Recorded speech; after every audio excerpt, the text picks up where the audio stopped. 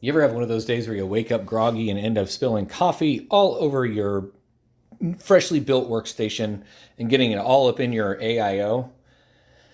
Yeah, I had one of those days. Of course, I went in and cleaned up the best that I could, and then I got with Gemini. I think it was Gemini. It might have been Grok, and asked, "How do I clean an AIO?"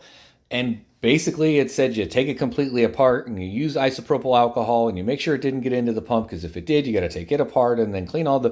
Fuck that. I'm just going to go buy another one. But then I realized that this whole time I've had this thing on and running, and I mean, it works great. It cools the CPU just as expected. I'm not really taxing the processor or anything, but yeah, there's a little something in there.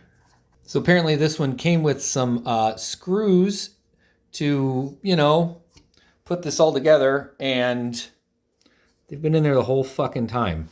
Can you see that in there? See that thing? Yeah. I bet that's blocking a little bit of airflow. Just a bit of airflow.